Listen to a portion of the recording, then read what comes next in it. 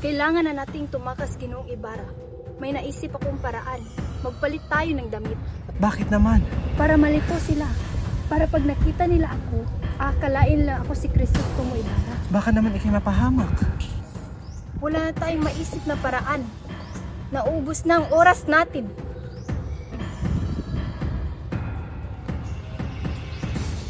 Bilisan natin, Ginoong Ibarra. Ayun, si Ginoong Ibarra, papunta ng bangka.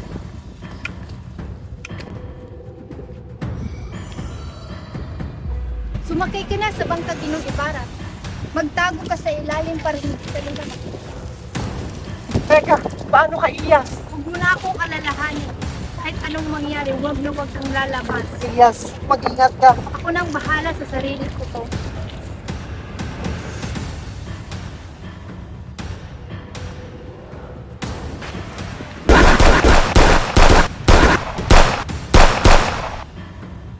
Ha, ha, ha, ha. Akala mo siguro hindi kami asintado, Ginoong Ibarra. Kapitan, kalahati lang ang takbo ng makina. Bakit hindi natin bilisan? Kung ating bibilisan, ay malalagos tayo sa mga talaga. Maaari man walang maayos na lawa sa lupain ito. Ang lunas ay napakadali. Ewan ko ba kung bakit walang sino mang nakaisip nito. Ngunit, Ginoong Simon, saan ka kukuha ng sapat na pondo upang ipambayad sa manggagawa? Ngunit di na kailangan doon sa studio sapagkat ang mga bilanggo ang gagawa. Ngunit walang sapat na bilanggo. Kung gayon, hayaan natin ang mga mamamayang magtrabaho, bata man o matanda.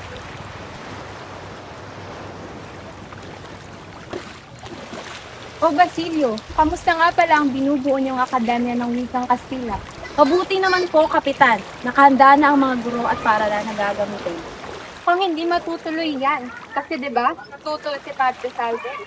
Ngunit niregalo na namin ang dalawang pagbayang gastanyo at nangako siyang tutulungan niya kami. Saan naman kayo kukuha ng pondo? Mag-aambag ang bawat isa sa amin. Mabuti naman kung sa gano'n.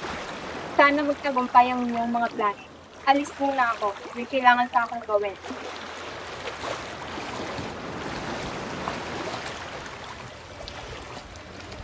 Mawalang galang na po, Kapitan. Ngunit alam niyo ba kung saan bandang lawa namatay ang isang ginoong nangangalang Ibarra? Ibarra? O Ibarra nga ba yun? Ibarra! Crisostomo Ibarra! Siya nga ba? Asan nga ba si Crisostomo Ibarra? Ayon sa mga kawal,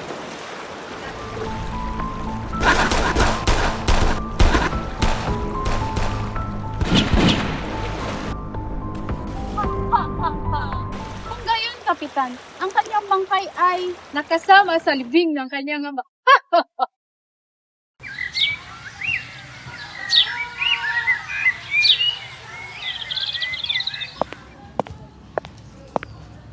Kamusta na si Kapitan Tiago? Mahina na ang kanyang puso. Wala na ring ganang kumain. Ano bang pakay mo, Ginoong Simon? Ito ako para sa dalawang bagay.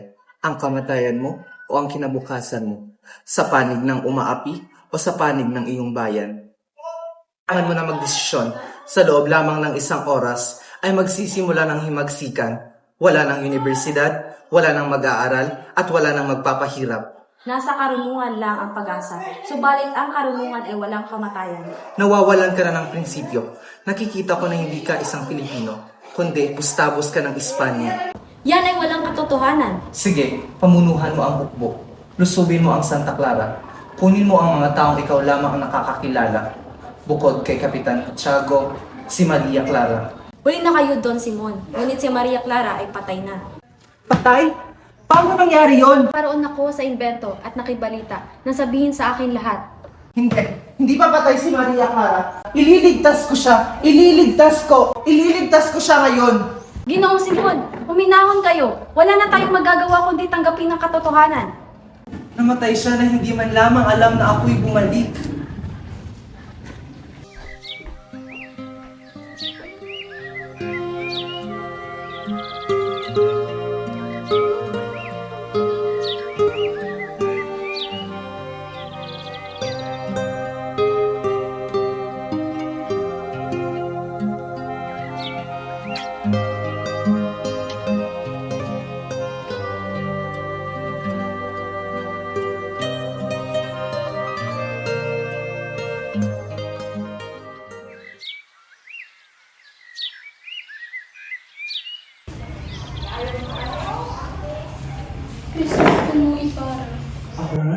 12 taon na akong nabuhay na malayo sa bayan. Naghihintay, nag-aalala, umaasang ituwid ang mga kamalian. Pinakasal mo si Maria sa dayuhan. Wala kang karapatang diktahan ng kanyang buhay. Ang anak ko ay patay na. Si Maria Clara ay hindi mo anak. Ano ang ibig mong sabihin? Anak siya ni Padre Damasco.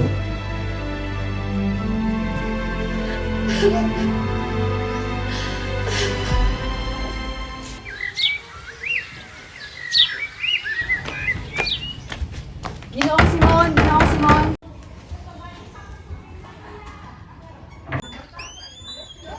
Oh, Basilio, ano ang sadya mo dito? Naging masama akong kapatid at anak. Pinaparusahan ako ng Diyos. Wala akong ibang nararamdaman kundi galit at paghihiganti. Sasama na ako sa iyo, Ginoong Simon.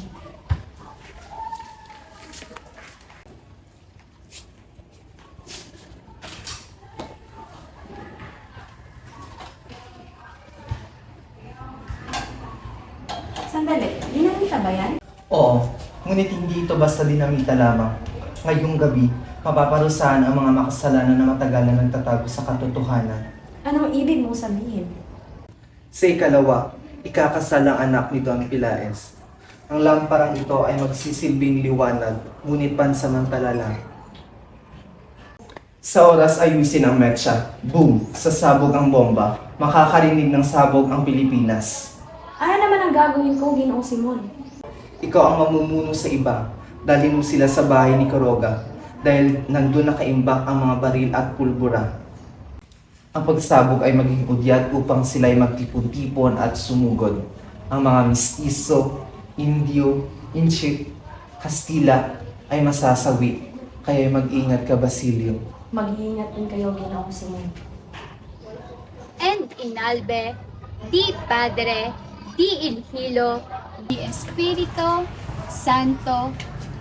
Amen.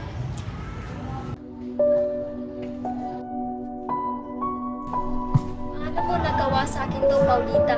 Mahal na mahal kita. Ginong Simon, buti nakarating ka. Halika't samahan mo kami sa pagkainan. Salamat, Doña Victorina. Ngunit ako'y hindi na't magtatagal pa. Ano? Ngunit ako'y hindi makakapayag. Halika't samahan mo kami.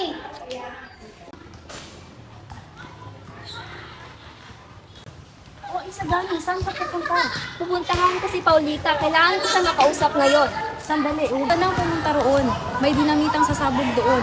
Anumang oras mula ngayon. Kaya utang na loob, huwag ka nang pumunta. Ngunit, iba na siya bukas. Isagani! Ang ganda naman ng lamparan iyan. Salamat, Ginoong Simon. Ngunit sigurado ka bang hindi ka nakakain dito? Salamat sa iyong alok. Ngunit may mahalaga talaga akong gagawin ngayon na hindi pwede ipagpaliban. Pasensya na. Mauna na ako.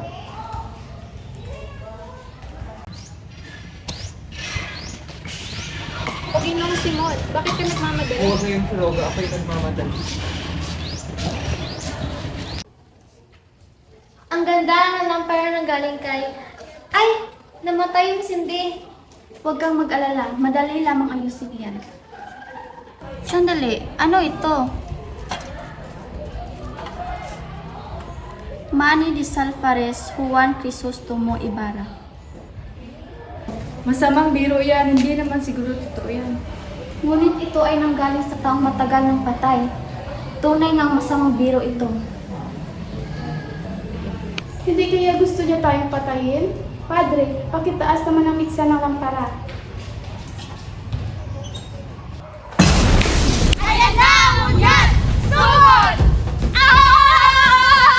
Ang lampara yun ay isang ginamita?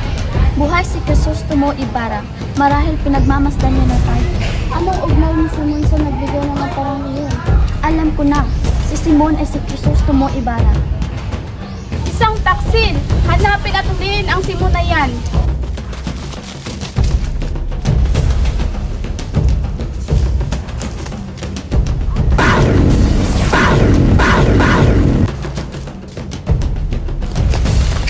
Ginoong Simon, may masamang balita. Hindi natuloy ang pagsabog. Bakit?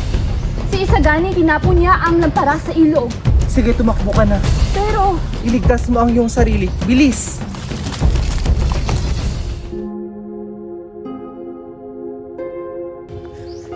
Bakit ako nabigay? Bakit ako pinaparusahan ng ganito? Tapos na ang aking mission.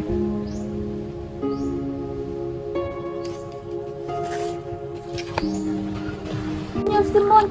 Diyos ko! Sandali at ako'y tatawag ng doktor. Huwag na kayong mag-alala, Padre. Gumagabi na. Nais ko sanang sabihin sa inyo ang aking lingkod. Handa ako makinig, Senyor Simon. Habang may Diyos na gumagabay sa akin. Totoo, Senyor Simon. At ang Diyos ang tumutulong sa atin kapag wala tayong matutunan. Padre, tulungan mo po ako. Ayoko pang mamatay na magdala ng kasamaan. Nais ko sanang mangumpisal sa inyo. Handa ako makinig, Senyor Simon. Pinano ko po ang lahat ng ito kasi galit na galit ako sa mundo. Bumalik ako upang maghiganti. Diyos ko, patawarin ka ng Panginoon. Palagi mo pakatandaan na ang buhay ay hindi puro lang saya. Tandaan mo, walang maidudulot ang paghihiganti. Maraming salamat, Padre.